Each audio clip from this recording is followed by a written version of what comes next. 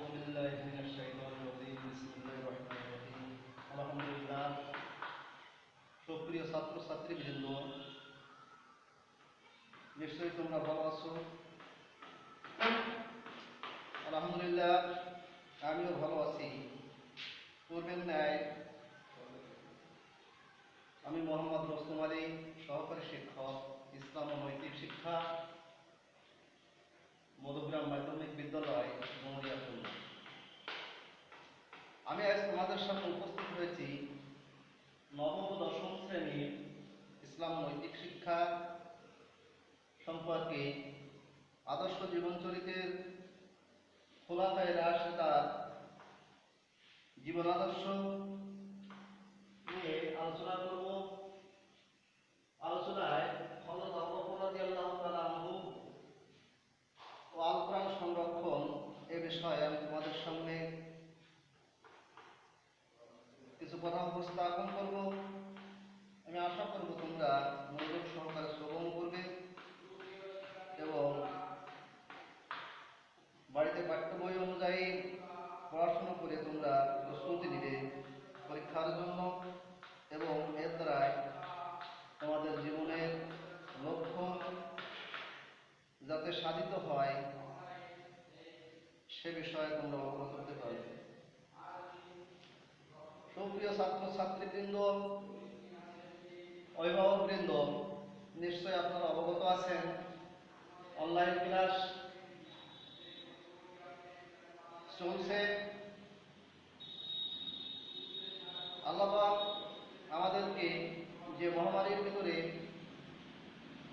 নিমজ্জিত করেছেন, তার ফয়সালা ছাড়া আমরা পরিত্রাণ পেতে পারবো না। আমরা সর্বদা আল্লাহর কাছে দোয়া করব, কামনা করব আল্লাহ পাক যেন আমাদের এই মহামারী করোনা ভাইরাস থেকে পরিত্রাণ দেন, আমাদের সকলকে সুস্থ রাখেন এবং আগামী দিনগুলোতে যাতে আমরা সুস্থভাবে সুন্দরভাবে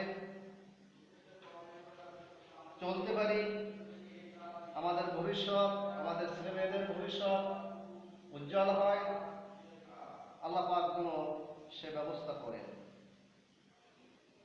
সুপ্রিয় ছাত্রছাত্রীবৃন্দ, খোলাফায়ে রাশেদা বলা হয় চারজন খলিফাকে। চারজন খলিফা হযরত আবু বকর রাদিয়াল্লাহু তাআলা আনহু, হযরত ওমর রাদিয়াল্লাহু তাআলা আনহু, হযরত উসমান রাদিয়াল্লাহু তাআলা আনহু এবং হযরত আলী রাদিয়াল্লাহু তাআলা আনহু। এই চারজন ইসলাম স্বীকৃত খোলাফায়ে রাশেদা হিসেবে, খলিফা হিসেবে নির্বাচিত হয়েছিলেন। বাস্তব জীবনে তাদের যে জীবন আদর্শ, তাদের চলাফেরা, তাদের যে কৌশল,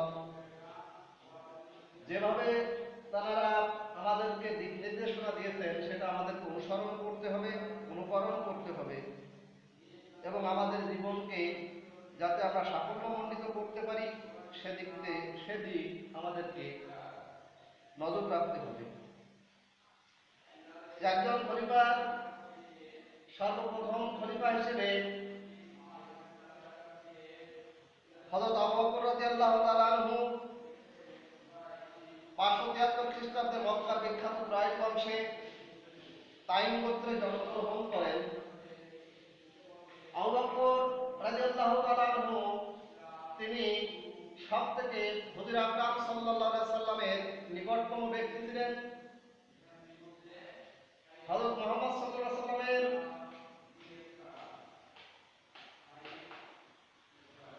জীবনে যতদিন তিনি জীবিত ছিলেন, 63 বছরের জিন্দেগিতে সব থেকে বেশি আপন হিসাবে নিকটে সর্বক্ষণ সর্ব অবস্থায় যাকে পেয়েছেন তিনি ছিলেন হযরত আবু বকর রাদিয়াল্লাহু তাআলা আনহু।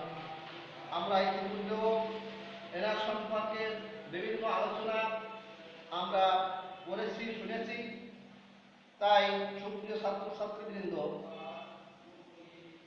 আমাদের স্মরণ রাখতে হবে এই সমস্ত মহামনীষীদের জীবন, তাদের যে ত্যাগ, তাদের যে দানশীলতা, দানের যে হাত প্রশস্ত করেছিলেন ইসলামকে প্রসার করার জন্য, তাদের যে অবদান, সে অবদানের কথা আমাদের স্মরণ রাখতে হবে। তিনি 573 খ্রিস্টাব্দে জন্মগ্রহণ করলেন কুরাইশ বংশে। তার নাম ছিল আব্দুল্লাহ এবং তার উপাধি সিদ্দিক বা আতিক। ছোটকাল থেকে মহানবী হযরত মুহাম্মদ সাল্লাল্লাহু আলাইহি ওয়াসাল্লাম তার ছিল গভীর বন্ধুত্ব। আবু বকর সাল্লাল্লাহু সাথে সবথেকে ঘনিষ্ঠ সম্পর্ক ছিল হযরত মুহাম্মদ সাল্লাল্লাহু আলাইহি ওয়াসাল্লামের। বয়স্ক পুরুষদের মধ্যে তিনি প্রথম ইসলাম কবুল করেছিলেন। যে ইসলামের প্রচার যখন হযরত মুহাম্মদ সাল্লাল্লাহু আলাইহি ওয়াসাল্লাম শুরু করেছিলেন, সর্বপ্রথম পুরুষের ভিতরে যখন তিনি নবুয়তের দাবি করলেন, নবুয়ত প্রাপ্ত হলেন এবং যখন দাওয়াতের কাজ শুরু করলেন, তখন সর্বপ্রথম হযরত আবু বকর রাদিয়াল্লাহু আনহু, পুরুষের ভিতরে হযরত আবু বকর রাদিয়াল্লাহু তাআলা আনহু সর্বপ্রথম ইসলাম গ্রহণ করেছিলেন। সুখে দুঃখে আপদের বিরুদ্ধে সর্বদা তিনি মহানবী হযরত মুহাম্মদ সাল্লাল্লাহু আলাইহি ওয়াসাল্লামের সঙ্গে থাকতেন। তাবুক যুদ্ধের সময় তিনি তার সমুদায় সম্পত্তি আল্লাহর রাস্তায় ব্যয় করেন। সত্য ন্যায় প্রতিষ্ঠায় এরূপ সর্বস্ব ব্যয়ের দৃষ্টান্ত ইতিহাসে বিরল। যে তিনি ইসলামের জন্য যে ত্যাগ, যে দান তিনি করেছেন, এরকম দানের নজির খুব কম লোকের ভিতরেই ছিল তৎকালীন সময়ে। আবু বকর রাদিয়াল্লাহু তার দানের হাত ছিল অত্যন্ত প্রশস্ত।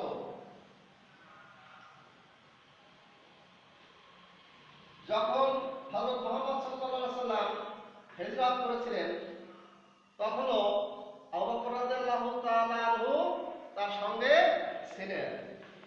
মহানবী হযরত মুহাম্মদ সাল্লাল্লাহু আলাইহি ওয়াসাল্লামের প্রতি হযরত আবু বকর রাদিয়াল্লাহু আনহু ছিল অগাধ বিশ্বাস ও আস্থা।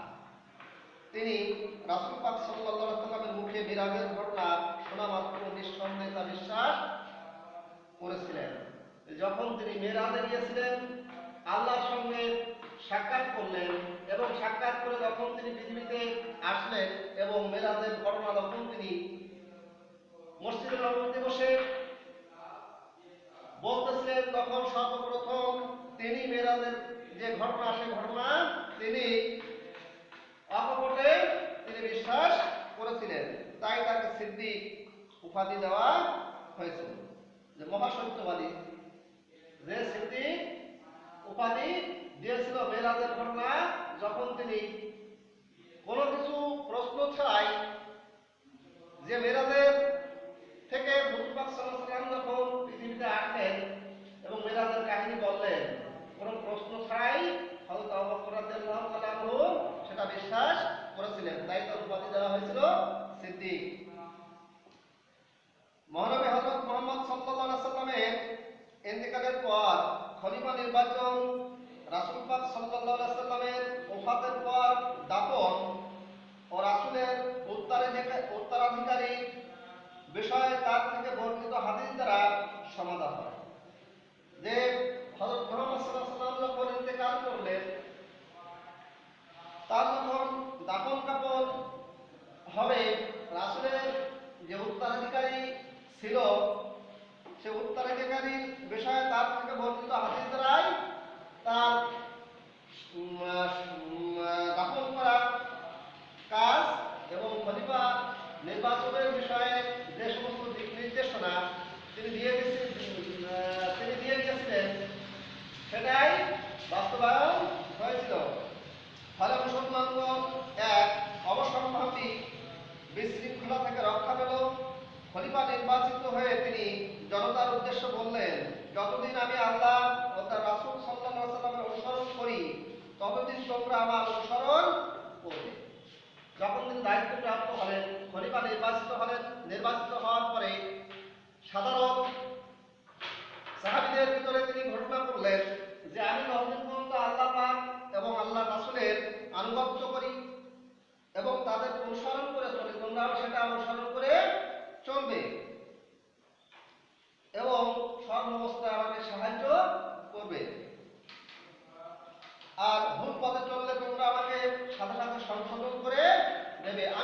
কোথাও কোনো ভুল করি সেটা তোমরা সংশোধন করার চেষ্টা করবে। তোমাদের মধ্যে যারা দুর্বল তাদের হক আদায় না করা পর্যন্ত তারা আমার নিকট শক্তিশালী, আর যারা সবল তাদের নিকট থেকে পাওনাদারের হক আদায় না করা পর্যন্ত তারা আমার নিকট দুর্বল। আবু বকর রাদিয়াল্লাহু তাআলা আনহুর শাসন সর্বকালের শাসকদের জন্য আদর্শ। তিনি যখন খলিফা হলেন, খলিফা হওয়ার পরে যে শাসনতন্ত্র কায়েম করেছিলেন, দেশ পরিচালনা করেছিলেন, এটা সর্বযুগের সর্বমানুষের জন্য এটা একটা আদর্শ। মহানবী হযরত মুহাম্মদ সাল্লাল্লাহু আলাইহি ওয়াসাল্লামের ইন্তেকালের পর মুসলিম রাষ্ট্রে কতিপয় সমস্যা দেখা দেয়। হযরত মুহাম্মদ সাল্লাল্লাহু আলাইহি ওয়াসাল্লাম যখন ইন্তেকাল করলেন, ইন্তেকাল করার পরে বিভিন্ন মুসলিম রাষ্ট্রে বিভিন্ন ধরনের সমস্যা দেখা দিল। কেউ কেউ মিথ্যা নবুয়তের দাবি করে, কতিপয় লোক যাকাত দিতে অস্বীকার করে, আবার কতিপয় লোক ইসলাম ত্যাগ করে। হযরত মুহাম্মদ সাল্লাল্লাহু আলাইহি ওয়াসাল্লাম মারা যাওয়ার পর বিভিন্ন ধরনের সমস্যা আসলো। সেই সমস্যা গুলো ছিল মানুষ মিথ্যা যে হুজুর পাক সাল্লাল্লাহু আলাইহি ওয়াসাল্লাম মারা গেছে, আমি নবী, এটা তো একটা কাফেরের লক্ষণ, এটা শুধু কাফেররাই বলেছিল যে আমি নবী, আমাকে তোমরা নবী হিসেবে মেনে নাও। এবং যে যাকাত প্রথা চালু হয়েছিল, যাকাত দিতে অনেকে অস্বীকৃতি প্রকাশ করলো। আবার অনেক লোক যারা ইসলাম গ্রহণ করেছিল তাদের ভিতরে অনেক লোক ইসলাম ত্যাগ করলো। হযরত আবু বকর রাদিয়াল্লাহু অত্যন্ত দৃঢ়তার সাথে এসব মোকাবেলা করলেন, ইসলাম ও মুসলমানদের বিশৃঙ্খলা থেকে রক্ষা করলেন। আমাদের উচিত হযরত আবু বকর রাদিয়াল্লাহু আনহু অত্যন্ত দৃঢ়তা ও বিচক্ষণতার সাথে শাসন কাজ পরিচালনা করে দেশ ও জাতিকে বিশৃঙ্খলার হাত থেকে রক্ষা করা। যেভাবে তার যুগে তার শাসন আমলে মানুষ যে বিশৃঙ্খলা সৃষ্টি করেছিল, এমনকি যারা ইসলাম ধর্মে দীক্ষিত হয়েছিল, ইসলাম পর্যন্ত ত্যাগ করেছিল, যাকাত দিতে অস্বীকার করলো, মিথ্যা নবুয়তি দাবি করলো, তাদেরকে তিনি দৃঢ়ভাবে দমন করে ইসলামের প্রচার এবং প্রসার আস্তে আস্তে বিস্তার লাভ করানোর যে বিচক্ষণতা, যে বুদ্ধিমত্তা তিনি দেখিয়েছেন এবং যেভাবে দেশ পরিচালনা করেছেন, এই দেশ পরিচালনা করে যে বিশৃঙ্খলার হাত থেকে তিনি সমস্ত তৎকালীন সময়ের মানুষদেরকে তিনি একত্রিত করতে সক্ষম হয়েছিলেন, যেমন ধরনের পদক্ষেপ যদি আমরা আজ সমাজে নেওয়ার চিন্তা ভাবনা করি তাহলে আমরাও সেরকম হতে পারব। আল কোরআনের সংরক্ষণ। ইয়ামামার যুদ্ধে কোরআনের অনেক হাফেজ শাহাদাত বরণ করলেন। ইয়ামামার যুদ্ধ, মুসাইলামাতুল কাযযাবের যুদ্ধে যখন যুদ্ধ সংঘটিত হলো, এই যুদ্ধে অনেক হাফেজ যখন মৃত্যুবরণ করলো, শাহাদাত বরণ করলো, এতে করে কোরআন বিলুপ্ত হওয়ার একটা আশঙ্কা সৃষ্টি হলো যে এইভাবে যদি কোরআনের হাফেজ মারা যায় তাহলে আস্তে আস্তে কোরআনের বিলুপ্তি ঘটবে, কোরআন নিশ্চিহ্ন হয়ে যাবে। এই বিলুপ্তির আশঙ্কা দেখে তিনি পবিত্র কোরআনকে একত্র করে গ্রন্থ আকারে প্রকাশ করলেন। এসব যুগান্তকারী পদক্ষেপ বাস্তবায়ন করার কারণে তাকে ইসলামের ত্রাণকর্তা বলা হয়। যে ইসলামের জন্য তার যে অবদান, তিনি যে বিচক্ষণতার পরিচয় দিয়েছেন, যে জ্ঞান সাধনা করে যেভাবে তিনি দেশ পরিচালনা করেছেন, এবং হযরত মুহাম্মদ সাল্লাল্লাহু আলাইহি ওয়াসাল্লাম মারা যাওয়ার পরে কোরআনের যে সংরক্ষণ, একত্রিতকরণ করে মানুষের জন্য উপহার দিয়েছেন, এটা ছিল একটা যুগান্তকারী পদক্ষেপ। এটা আমাদের স্বীকার করতে হবে, এবং যে কারণে তাকে ইসলামের ত্রাণকর্তা হিসেবে অভিহিত করা হয়েছে। খলিফা নির্বাচিত হওয়ার পর হযরত আবু বকর রাদিয়াল্লাহু ব্যবসা করতেন। তিনি যখন খলিফা হয়েছিলেন, প্রতিনিধিত্ব করতেছিলেন, তখন তিনি তার যে কাজ, সে কাজ তিনি ছেড়ে দেন নাই। তখন তিনি ব্যবসা করতেন, নিজ হাতে উপার্জন খেতেন। পরবর্তীতে মুসলমানদের দাবির মুখে তিনি রাষ্ট্রীয় কোষাগার থেকে সামান্য মাত্র ভাতা নিতেন।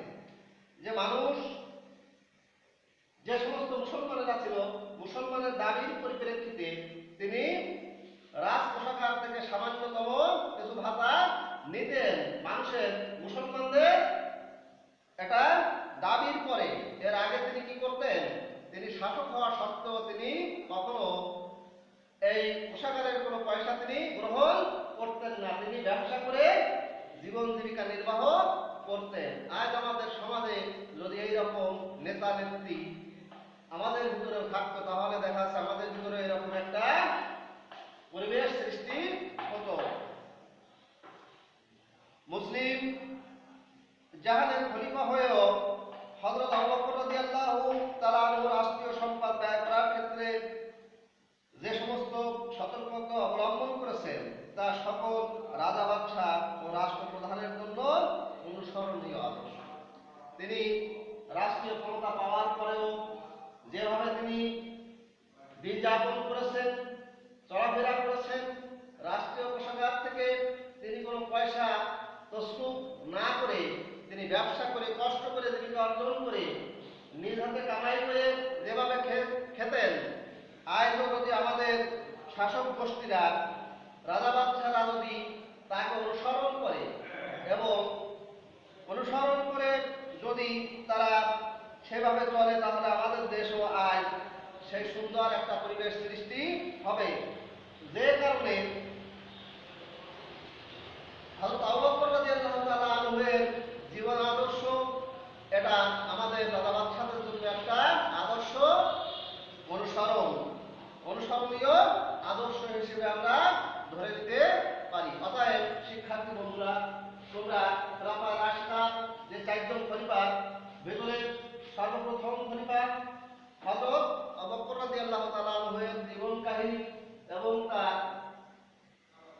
কাজকর্ম, তার জীবন আদর্শ, তার রাষ্ট্রীয় ক্ষমতা পাওয়ার পরেও তার যে দিনহীনতার যে পরিচয় তিনি দিয়েছেন, যে রাষ্ট্রীয় কোষাগার থেকে তিনি কখনো কোনো পয়সা না নিয়ে নিজ হাতে ব্যবসা বাণিজ্য করে যেভাবে তিনি দিন যাপন করেছেন, সেটা আমাদের এর থেকে অনেক কিছু জ্ঞান অর্জন করতে পারি এবং নিজেদেরকে সেইভাবে একজন খাঁটি মানুষ রূপে, সৎ মানুষ হিসেবে প্রতিষ্ঠিত করতে হলে তাদের আদর্শ আমাদের অবশ্যই মেনে চলতে হবে।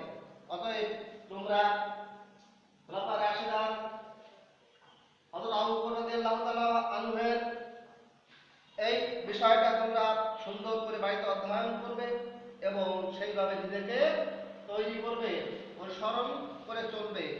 ধন্যবাদ সবাইকে।